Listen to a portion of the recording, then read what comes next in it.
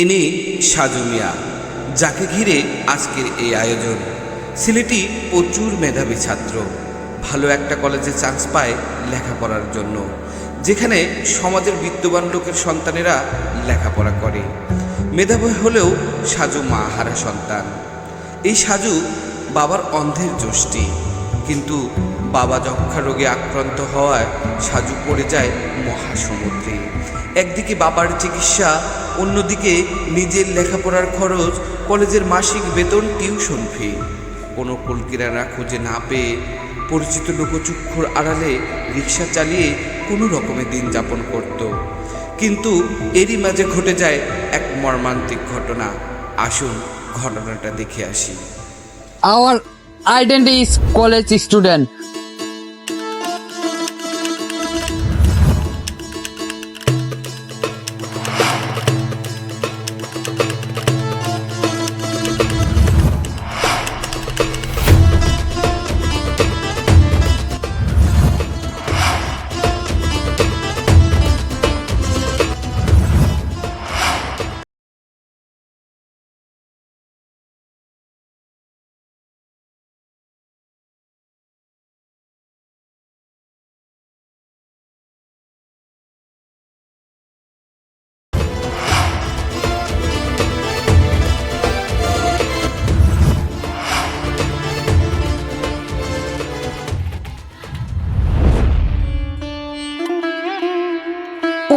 গো কত রোদ উঠছে, এনে তো গাড়িও নাই, সামনে গাড়ি দি গাড়ি পাওন যায় কিনা।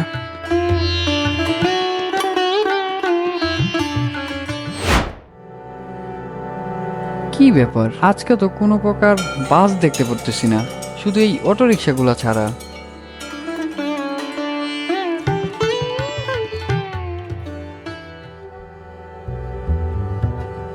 কলেজে বেশি একটা সময়ও বাকি নেই ক্লাস শুরু হতে। এদিকে বাসেরও তো কোনো খবর দেখতেছি না। অটো রিক্সা দিয়ে যে যাবো, অটো রিক্সার যে ভাড়া, সেই ভাড়া দিয়ে যাইতে চাইলে তাহলে দুপুরে না খেয়ে থাকতে হবে। সালামু আলাইকুম। ওয়ালাইকুম আসসালাম। ভাই না কিতনে কেন আসুন গাড়ি লজ্জা।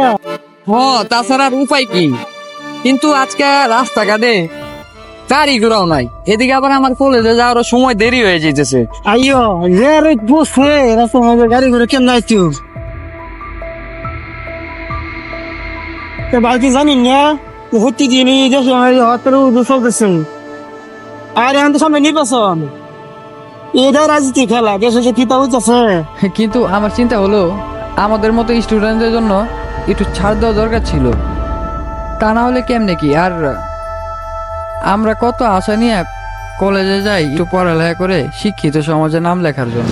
ভাই কাজ চিন্তা কেটা করে, আমি মাদ্রাসার মাঝে পড়ি আর এই বাড়িটার মাঝে একটা টিউশনি করি। বাড়ি ঘরের অবস্থা ভাই বেশি একটা ভালো না, এতটা রাস্তা যে অটো দেওয়া বাড়িতে যাইমু এটা একটা সবসময় পড়ে না, থাকে না ঠিক যে কইয়াম। কি বলেন ভাই, আপনি পয়সার এক ফিট হইলে আমি পয়সার আরেক ফিট। তবে ভাই আমরা দুইজনে একই সমাজের বাসিন্দা। ভাই কেমন জানি রহস্যময় কথা কইলাই।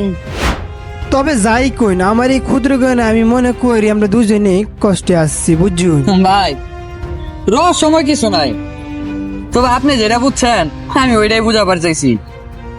আর ভাই আজকে মনে হয় অটো দিয়ে যাইতে হইব, বাসেরও কোনো খবর টবর নাই। যদি অটো দিয়ে যাই ভাই একবেলা আমার না খেয়ে থাকবে। আমার অবশ্যই দুইটা দিকে একটা ফরন আছে, বুঝছুন। এই বাসা থেকে আমার এক খাওয়ন দাওন দেয়।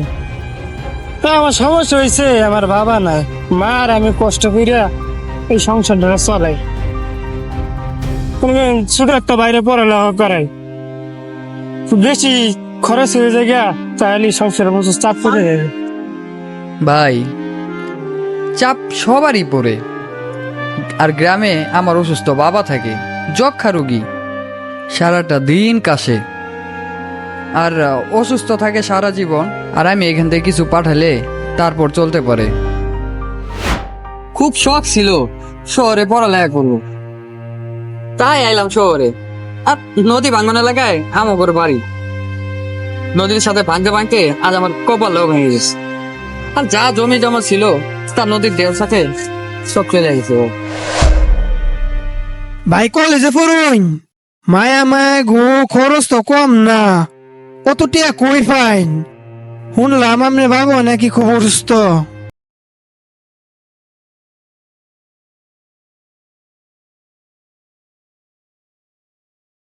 ছাত্রছাত্রী বাপ মার কাছে টাকার জন্য চায় থাকতে হয়, আর আমার বাবা অসুস্থ, আমার টাকা লাগে প্রতিদিন। তাইলে তো ভাই আন্নের মনে অনেক কষ্ট, আল্লাহর কাছে দোয়া করে আল্লাহ যেন আন্নের মনের আশা পূরণ করে। তাইলে ভাই আর দেরি করা মনে হয় ঠিক হইতো না, চলেন যাইয়া। না ভাই, আপনিই যান, একদিন কলেজে না গেলে কিছুই হইব না। কিন্তু গরিবের পেটে অনেক ক্ষুধা, একবেলা না খেলে পরের বেলা রিক্সা চালাতে পারবো না। এদিকে অসুস্থ বাবা, রিক্সা না চালালে বাবার ওষুধে খরচটা চালাতে পারবো না। আর এখন আমার কাছে পড়ালেখার চেয়ে অসুস্থ বাবার ওষুধের খরচ আর এই গরিবের পেটের ক্ষুধাটাই সবচেয়ে বড়।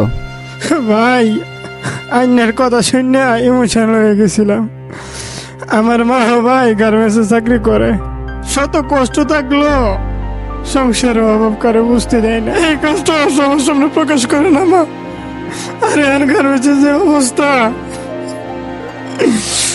বেতন আর মা বললো মার আগের মতো মানে কাজ করতে পারে না, আর মারা গার্মেন্টস থেকে বের করে দেবো। আচ্ছা ভাই থাকেন, যাই বা করেন যাইতেলে ভাই। যান, টেনশন করেন না এই খালি কষে বেরি। ভাই, যান তাহলে। দাঁড়ান দাঁড়ান দাঁড়ান ভাই সাবধানে যান। আচ্ছা ভাই যাই গিয়া। মামা আপনি যাবেন না? ভাই যাইতেলে যান। না না হেলা যাইতো না, আন্নে যাই ভাই, যাইতেলে ভালো থাকেন। ভাগ্যের কি নির্মম পরিহাস।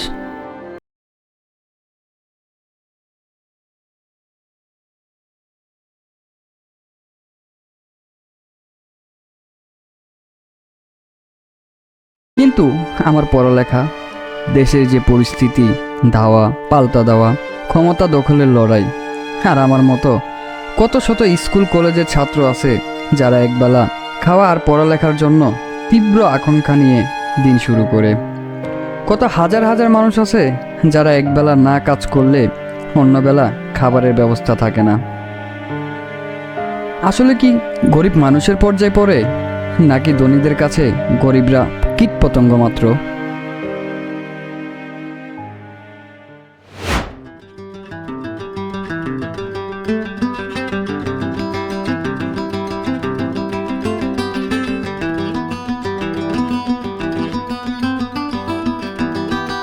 এই সানাতর সিগারেট চিপস, এই সানাতর সিগারেট, এই সানাতর সিগারেট।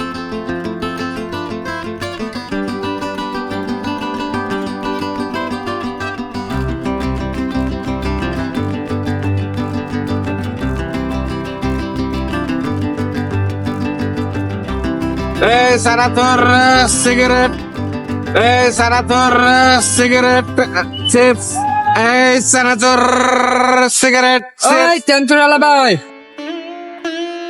10 টাকার চানাচুর আর একটা বুলেট দিয়ে তো। সানাতর 10 টাকা দেন। 10 টাকা প্যাকেট। তবে ভাই, আপনারে কই যেন দেখছিলাম, ও মনে পড়ছে, আপনার আমি ওই দিন নিপাতে নামাই দিয়ে এলাম। ভাই, নিপায় চাকরি করতাম। এই বেতন যে গার্মেন্টসের বেতন বাড়ানোর কথা শুনলেন না, বেতন বাড়ানোর জন্য আন্দোলন করলাম ভাই।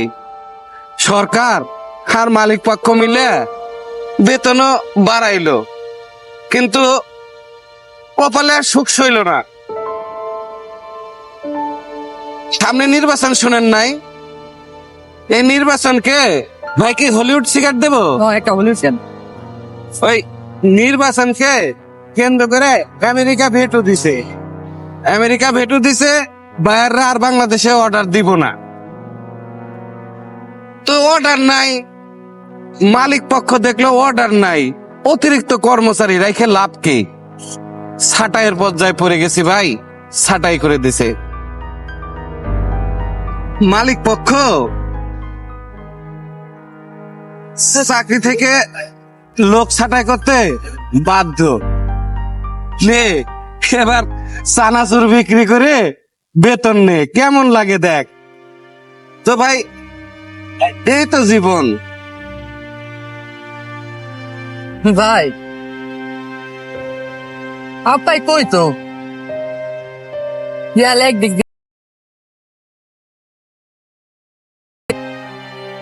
দিয়ে অভাব যখন আসে চারদিক একসাথেই আসে। আর এই যে আগে রিক্সা কম ছিল, বারা মাইরা পুষতো, কিন্তু এখন ভাই মানুষের চেয়ে রিক্সায় বেশি পুষে না ভাই। ভাই মেসটা দেন। আর সুখ নাই রে ভাই, কোথাও সুখ নাই। আরে সুখের মায়ের বাপ, শান্তির মা তো অনেক আগেই মারা গেছে। ভাই মামা যাবো নাকি? সাজু তুমি রিক্সা চালাও নাকি? দূর বেটা, রিক্সা চালাও মানে ওর বেশভূষ দেখে বুঝোস না, ও একটা পাক্কা রিক্সা চালক। তোর শালা ছোট লোক, তুই আবার কলেজেও যাস। আগে জানলে তোর সাথে বন্ধুত্বই করতাম না। মনির তুই থাম, ও আমাদের মতো কলেজ ছাত্র। তুই একটু বেশি কথা না মনির, ওর মান ইজ্জত আছে না? হয়তো পরিস্থিতির কারণে রিক্সা চালানো বাধ্য হয়েছে। বলতে দাও আলামিন, বলতে দাও। গরিবের আবার মান ইজ্জত, মান ইজ্জত পদ্মা নদীর মাঝেই উপন্যাসের মতন ওই বদ্ধপল্লীতে থাকে। তো স্যার কই যাবেন? চলেন নামিয়ে দিয়েছি। দ্যাটস লাইক এ গুড রিক্সাওয়ালা। আর শুন, কলেজে গিয়ে ভুলো আমাদের সামনে পড়বি না। যদি পড়িস, পুরা কলেজের ছাত্র ছাত্রীদের সামনে তোকে অপমান করে ল্যাংটা করে কলেজে ছেড়ে দিব। রিক্সাওয়ালার বাচ্চা, আবার থামো। ব্যারিস্টারি হওয়ার স্বপ্ন। থামো থামো, তোমার তো মনে হচ্ছে তুমি আমাকে অপমান করতেই ব্যস্ত। যদি করার হয় চলো আমরা ওইদিক গিয়ে কথা বলি। এই রাস্তাঘাটে এইভাবে অপমান করাটা কি ঠিক? চলো। ওর মতো পার্সনকে অপমান করতে আমাকে আবার ভিতরে যেতে হবে। যাই দেখি তুই কত নিতে।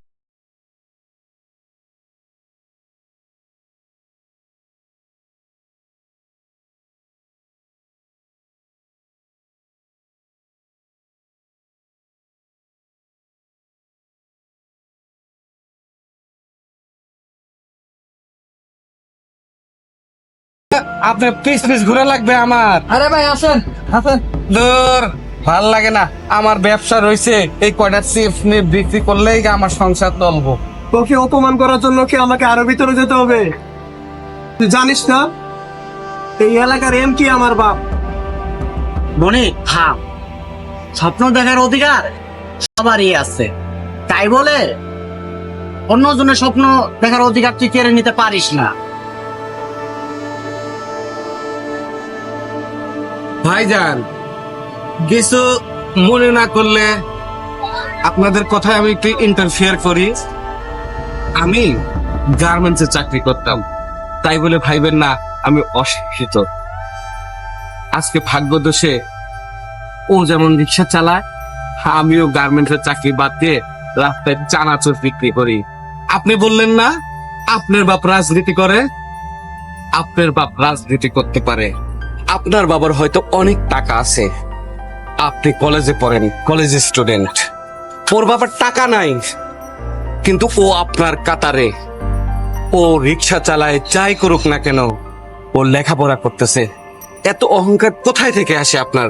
ছোট মুখে একটা বড় কথা বলি ভাই, ও রিক্সা চালায় কিন্তু ভিক্ষা করে না। কিন্তু আপনার বাবা নির্বাচনের সময় মানুষের দ্বারে দ্বারে যে ভিক্ষা করে, শুধু সাধারণ জনগণের কাছে ভিক্ষা করে না, যারা রাস্তার মল পরিষ্কার করে, আই মিন গু পরিষ্কার করে, তাদেরও হাতে চুমা খাইতে আপনার বাবার বাধা পড়ে না। ও তো রিক্সাওয়ালার সন্তান হয়তোবা, কিন্তু আপনি তো একটা ভিক্ষুকের সন্তান। কি বললি চানাচুরের বাচ্চা, তোর এত বড়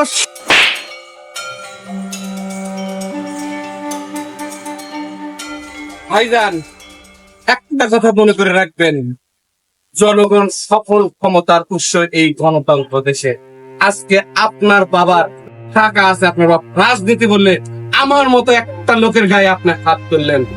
মাইন্ডেড, ওভার মাইন্ডেড জনগণ খেপলে কিন্তু আপনাদের আর পালানোর পথ থাকবে না, থাকে না। ফকনির বাচ্চা, তোর কপাল ভালো, আজকে তুই বাইসা গেলি। সামনে আব্বুর নির্বাচন, তাই তোকে কিছু বললাম না, না হয় তোর মতো হাজারো ফকন্নি আমার বাসার গেটের সামনে বসে থাকি। কাঙ্গাল ছেলের জাঙ্গালে পা, মুখ ফুটে কিছু বলতে পারতেছি না। তাছাড়া তোর মতো একটা পোলাকে থাপড়ায় সোজা করার ক্ষমতা আমার আছে। মনির সাহেব, আপনি আপনার সীমানা লঙ্ঘন করে ফেলছেন। এই সাধারণ গরিব দুঃখী জনগণ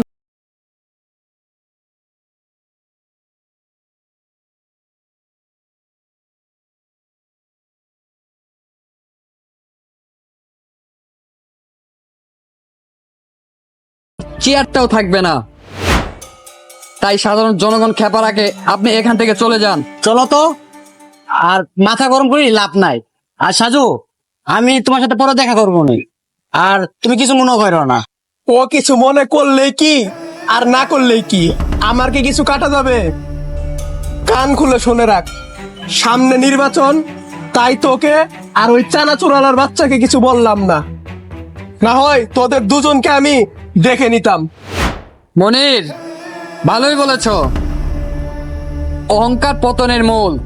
শোনো, তোমার বাবার মতন আমার বাবা কোনো এমপি মন্ত্রী না। আমার বাবা যক্ষা আর ক্যান্সার রোগে আক্রান্ত। এই ত্রিভুবনে আমি ছাড়া তার আর কেউ নেই। তার ওষুধের সকল খরচ আমি বিয়ার করি এই রিক্সা চালিয়ে।